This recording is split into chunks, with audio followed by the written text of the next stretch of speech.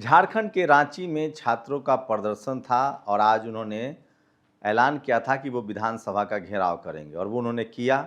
6 barricade तोड़ दिए गए हैं, लेकिन कोई ऐसी तस्वीरें सामने नहीं आ रही जिससे ये पता चले कि उन पर कोई बर्बर लाठीचार्ज हुआ है। पानी के बौछारें छोड़ी गई है, वो भी धीमी रफ्तार से। एक दो ऐसे टीयर गैस के गोले की बात सामने आ रही है, लेकिन सोचिए दिल्ली पुलिस की तरह दिल्ली में जो हुआ था, पायलट गन नहीं चला है, लाठी में कील लगी थी, वैसा नहीं हुआ है। और बेदर्दी से 50-100 छात्रों के हाथ पैर तोड़ दिए गए जो आरएमएल में भर्ती थे, वैसी कोई तस्वीरें सामने नहीं आई है। लोकतंत्र के लिए अच्छा संकेत है, किसी भी सरकार से सवाल पूछा जाना चाहिए, धरना प्रदर्शन तो होना चाहिए, लेकिन सवाल है कि सारे टीवी अखबार तभी खबर क्यों दिखाते हैं जब सत्ता में कोई बीजेपी आरएसएस के बगैर वाली सरकार हो। सोचिए इस देश में लालू प्रसाद यादव से किस किस तरह के सवाल नहीं पूछे गए, उनके सरकार के बारे में क्या क्या नहीं कहा गया, जंगल राज, कैसे उनको चारा चोर कह के संबोधित किया गया, कैसे टीवी अखबार में कॉमेडियन से लेकर पत्रकारों तक ने उनका मजाक उड़ाया। उसके बाद कभी एफआईआर दर्ज नहीं होता था, आप सबको पता है। बीएसपी सुप्रीमो मायावती जी मुख्यमंत्री थी, सख्त प्रशासक मानी जाती हैं, उनके समय में भी पत्रकारों पर एफआईआर नहीं हुआ, जबकि उनको पत्थर की देवी, जबकि वो नोएडा लखनऊ को संवार रही थी। उनके समर्थकों ने जब नोटों की माला पहनाई तो उनको माया की मायावती कहा गया, तमाम तरह से अपमानित किया गया। जगदेव बाबू को अपमानित किया गया, भारत रत्न जननायक कर्पूरी ठाकुर को अपमानित किया गया। अभी हाल के दिनों में अखिलेश यादव के लिए किस किस तरह के शब्दों का इस्तेमाल टीवी पर किया जाता है, टोटी चोर, तमाम तरह की उपमाएं दी जाती हैं, लेकिन उसके बावजूद कभी एफआईआर नहीं हुआ। आज झारखंड में पुलिस ने अमन चोपड़ा, जो अंबानी के चैनल का पत्रकार है, उस पर एफआईआर दर्ज किया है। पहले तो बता दें कि एफआईआर में साफ लिखा है, ये वीडियो देखिए।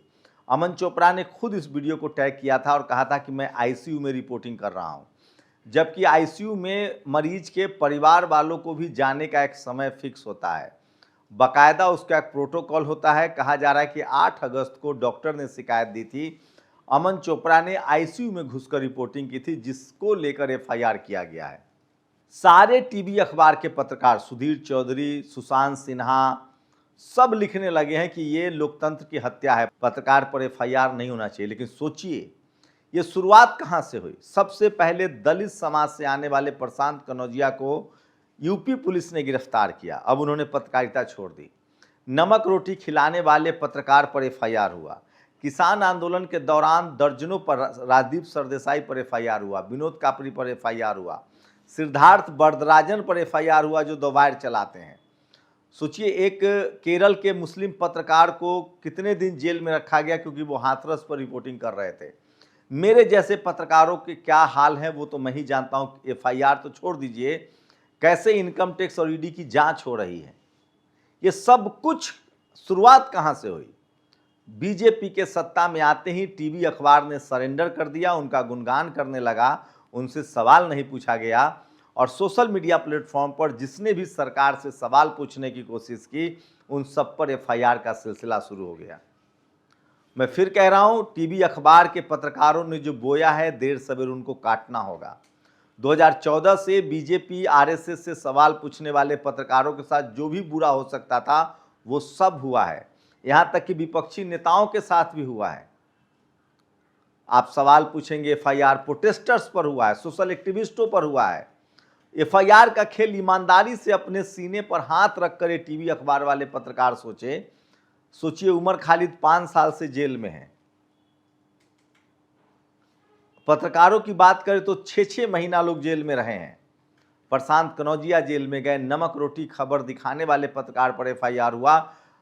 यूपी में तो ममता त्रिपाठी और अभिषेक उपाध्याय, ये 2 ब्राह्मण समाज के पत्रकार हैं, इन पर कई एफआईआर हुए हैं, कई मैं कह रहा हूं। विनोद कापरी पर एफआईआर, सिद्धार्थ बरदराजन पर एफआईआर।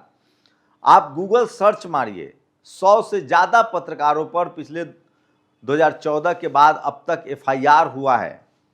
तो ये एफआईआर का जो पूरा खेल है 2014 से शुरू हुआ है और अब विपक्षी दल भी अब इस बात को समझ गए हैं और इसलिए कांग्रेस ने भी कई बार अजीत भारती पर कंप्लेन दर्ज कराया है।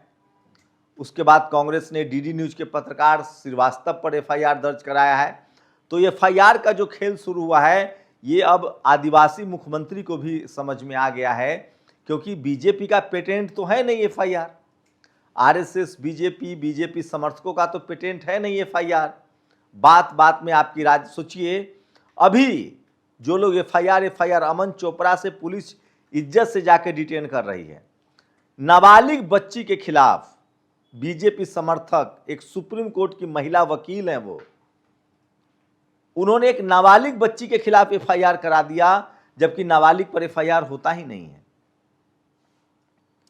अभी की बात बता रहा हूं, दिल्ली में जो प्रोटेस्ट था उसमें हजारों लोगों पर एफआईआर हुआ है। खुद सरकार ने माना है कि 2800 लोग के करीब जो है उसमें जो गए थे उन सब पर डिटेन किया गया है। 47 से बिहार में गोली चली है, ये भी सब पब्लिक डोमेन में है। पैलेट गन चलाए गए हैं। मैं फिर कह रहा हूं, लोकतंत्र में कोई सरकार हो, सोचिए 2014 से पहले क्या पत्रकारों पर एफआईआर होता था? ये शुरुआत किसने की? इस परंपरा का नींव किसने डाला?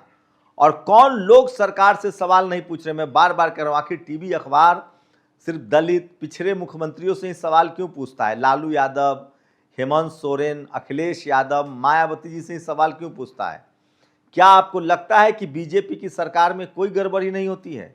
आज ही की खबर बता रहा हूं, सोचिए 1 लाख करोड़ का प्रोजेक्ट दिल्ली मुंबई हाईवे की, ये तस्वीर देखिए, ये हालत है, ये अखबार की तस्वीर है। 4700 करोड़ रुपए का लखनऊ कानपुर हाईवे की तस्वीर देखिए। क्या इन पर कोई खबर आपको दिखती है? तो क्या इस देश का टीवी अखबार सरकार के साथ नहीं है?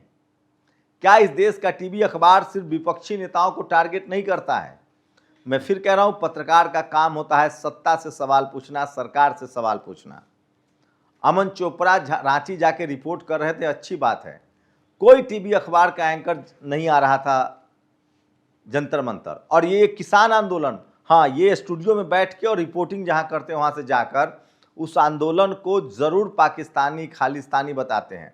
ये अमन चोपड़ा खुद इनका ये ट्वीट देखिए एक्स पर, सावन में आप ये मांसाहार के विरोधी हैं, सावन में चिकन, ये कोई कानून नहीं है, जबकि ये विरोधी हैं। मुसलमानों की गिरफ्तारी हो रही है, अभी भी गिरफ्तारी हुई है बिरयानी को लेकर। ये साहब सावन में ठीक सोमवार के दिन रांची में ऑमलेट खा रहे हैं, लोग मजाक उड़ा रहे हैं इनका। तो आपने जब बोया ही बबूल का पेड़ है तो आप आम कहां से खाएंगे? अब सारे सवाल पूछे जाएंगे, समय का चक्र घूमता है। सोचिए, मान लीजिए ये सारे टीवी अखबार के पत्रकार जिस तरह से पिछले 2014 से पिछले 12 साल से रिपोर्टिंग कर रहे हैं सरकार के लिए, मान लीजिए सरकार बदल गई, अब तो देश का हर पार्टी जानता है जो विपक्ष में है कि टीवी अखबार की भूमिका संदिग्ध है। पत्रकार सरकार के चापलूस बने हुए, खासकर टीवी अखबार, मैक्सिमम चैनल अंबानी और अडानी के हैं। मान लीजिए खुदा न खास्ते ये सरकार बदल गई, उसके बाद क्या होगा? जो लोग, सोचिए, अब तक इस देश में सरकार से सवाल पूछा जाता था, अब तक इस देश में भ्रष्टाचारी सत्ता पक्ष के लोग होते थे। 2014 के बाद ये पहली सरकार है जिसमें विपक्ष भ्रष्टाचार करता है, विपक्ष से मीडिया सवाल पूछता है, विपक्ष के धरना प्रदर्शन पर सवाल उठाया जाता है। किसान आंदोलन पर क्या क्या नहीं कहा गया, खुद दिल्ली के आंदोलन पर क्या क्या नहीं कहा गया, अभी भी क्या क्या नहीं कहा जा रहा है। मैं फिर कह रहा हूं, जो इस देश में स्थिति हो गई है, पत्रकारों को लेकर, टीवी अखबार के पत्रकारों पर लोगों को भरोसा नहीं है। अमन चोपड़ा के पक्ष में सिर्फ टीवी अखबार के पत्रकार सवाल उठा रहे हैं, आम आदमी अमन चोपड़ा को अभी भी दलाल कह रहा है। आप न भरोसा हो तो उसके एक सैंडल पर जाके कमेंट में देख लीजिए। आखिर ये नौबत क्यों आई है? नौबत इसलिए आई है कि इन लोगों ने सत्ता से सवाल पूछना बंद कर दिया, और जहां जहां विपक्षी दल की सरकार थी वहां तो सवाल पूछा, लेकिन बीजेपी और आरएसएस से इन्होंने सवाल पूछना बंद कर दिया, क्योंकि इनकी जातीय सहमति है, वैचारिक सहमति है आरएसएस और बीजेपी के साथ। ये रांची जाकर प्रोटेस्ट दिखा रहे हैं, हेमंत सोरेन की सरकार से सवाल पूछ रहे हैं, लेकिन इन्होंने जंतर मंतर पर सवाल नहीं पूछा। ये बीजेपी के केंद्र सरकार से सवाल नहीं पूछ रहे हैं, ये जो देश में हाईवे टूट रहा है इस पर सवाल नहीं पूछ रहे हैं, बड़े बड़े प्रोजेक्ट में स्कैम हो रहे हैं, 1-1 लाख करोड़ की सड़कें टूट जा रही है, उस पर सवाल नहीं पूछ रहे हैं।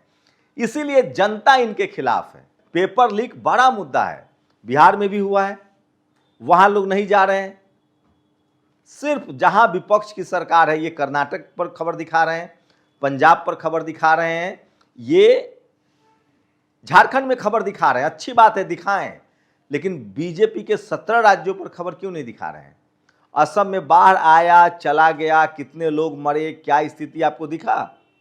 हाँ, मुख्यमंत्री के रील वाले वीडियो दिखा दे। मुख्यमंत्री पानी में उतर रहे हैं, ये रील बनवाया जाता है, आगे कैमरा की पूरी एक ट्रॉली रहती है। उड़ीसा में बाढ़ आया, चला गया, आपने टीवी अखबार में खबर देखी? सिर्फ रांची प्रोटेस्ट को दिखाया जा रहा है। अच्छी बात है, लेकिन सवाल है कि बाकी राज्यों को क्यों नहीं? तो मैं फिर कह रहा हूं, टीवी अखबार की विश्वसनीयता खत्म हो चुकी है, और जो बीजेपी आरएसएस ने दिखाया है वही दूसरे दल कर रहे हैं। केरल में उस आरएसएस के पूर्व नेता की गिरफ्तारी हो गई थिंक टैंक की, जिसने छात्रों के बारे में कहा था कि इन लोगों को ये लोग रेप डिजर्व करते हैं और मैं इन लोगों को गोली मरवा देता। मैं फिर कह रहा हूं, हालात बदल गए हैं। इस देश की जनता टीवी अखबार के खिलाफ है। अभी भी समय है, इन लोगों को खबरें दिखानी चाहिए। पहले 12 साल से तमाम जो सोशल मीडिया के पत्रकार थे, जो सरकार से सवाल पूछते थे, उन पर एफआईआर होता था, उनको जेल में डाला जाता था। सब चुप थे। अब विपक्ष वाले भी सीख गए हैं, सरकार बदलेगी तो आप भी सुरक्षित नहीं है। इसलिए अभी भी मौका है, जनता के साथ रहिए, जनता के मुद्दे पर सवाल पूछिए। सरकारें आती जाती रहेंगी, देश बड़ा है, लोकतंत्र बड़ा है। आप लोग अपनी राय जरूर दीजिए। शुक्रिया। दस्तक की आपसे गुजारिश है कि अगर इसको बचाना चाहते हैं तो नेशनल दस्तक को सब्सक्राइब करने के लिए रेड कलर के सब्सक्राइब बटन को दबाएं, फिर बेल आइकन की घंटी दबाएं। नेशनल दस्तक को बचाने के लिए बहुत जरूरी है कि हर खबर को शेयर करें, लाइक करें, कमेंट जरूर करें।